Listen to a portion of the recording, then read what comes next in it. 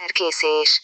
A rejtőzés művészetét a varázsló azért gyakorolja, hogy megtévessze az embereket és ne ismerjék fel őt. Ez az emberekkel szemben egy bizonyos fajta sajátos magatartással jár, amelyet rejtett vagy álcázott viselkedésnek is tekinthetünk. A vacak kis zsarnokocskák kényszerítik arra a látókat, hogy a gyakorlatban éljenek a rejtőzködés elveivel. Tudnod kell szándékosan elérhetővé és elérhetetlenné válnod. A rejtőzésnek nincs értelme, ha mindenki tudja, hogy rejtőzködsz.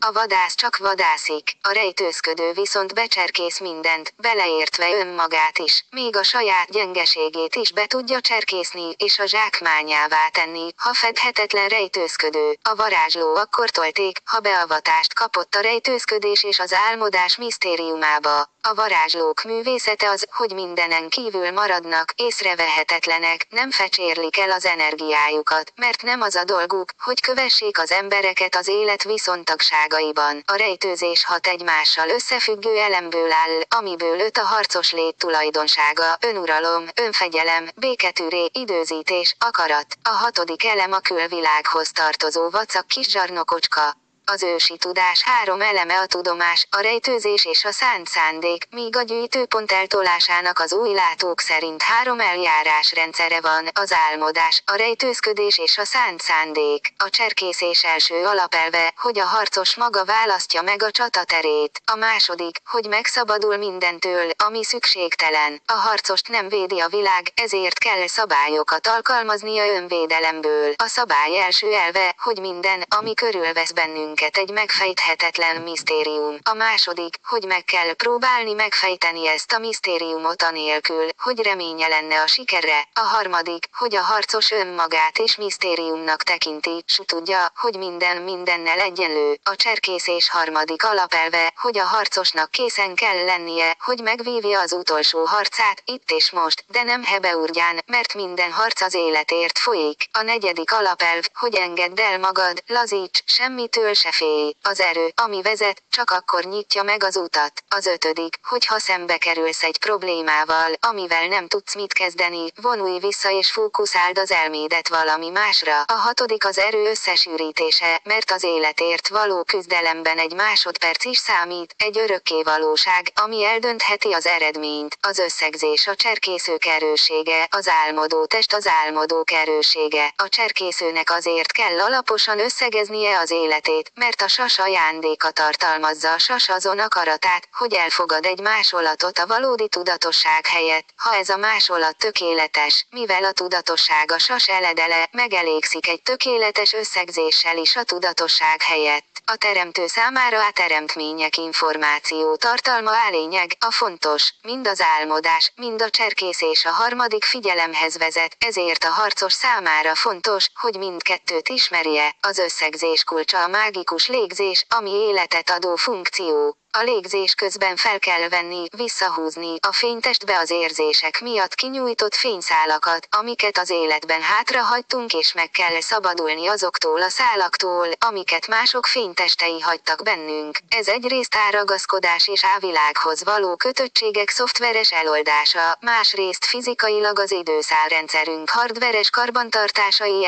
az idegen szálak a határtalan kapacitású önfontosságunk alapjai, egoizmus, beképzelés.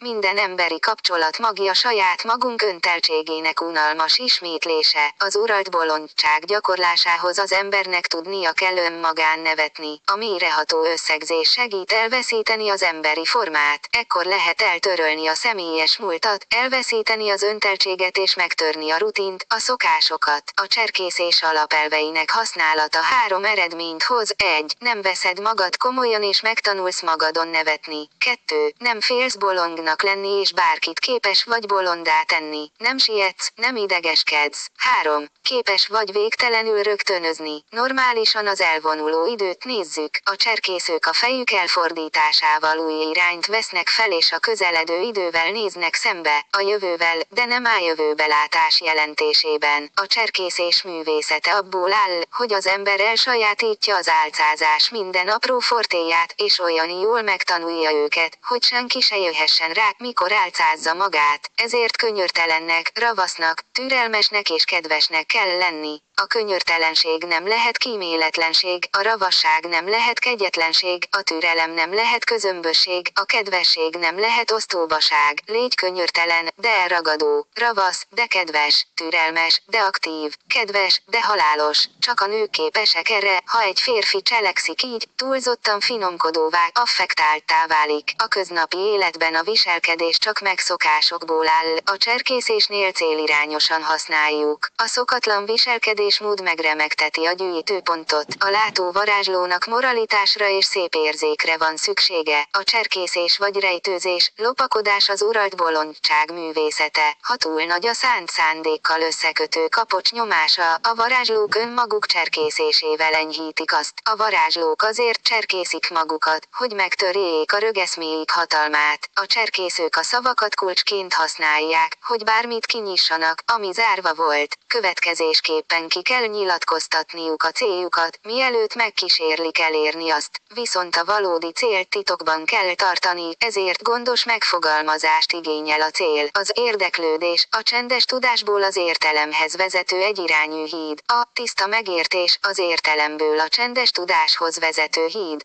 Az uralt bolondság, szeszély, az irányított félrevezetés művészete, amikor az ember úgy tesz, mintha tökéletesen lekötné egy adott cselekedet, és ezt olyan jól tetteti, hogy senki sem képes megkülönböztetni a valóditól. Ez annak kifinomult, művészi módja, hogy az ember elkülönül mindentől, miközben mégis szerves része marad mindennek. 31. A vigyázó figyelem, cserkészés. A rejtőzés művészetét a varázsló azért gyakorolja, hogy megtévessze az embereket és ne ismerjék fel őt. Ez az emberekkel szemben egy bizonyos fajta sajátos magatartással jár, amelyet rejtett vagy álcázott viselkedésnek is tekinthetünk. A vacak kis zsarnokocskák kényszerítik arra a látókat, hogy a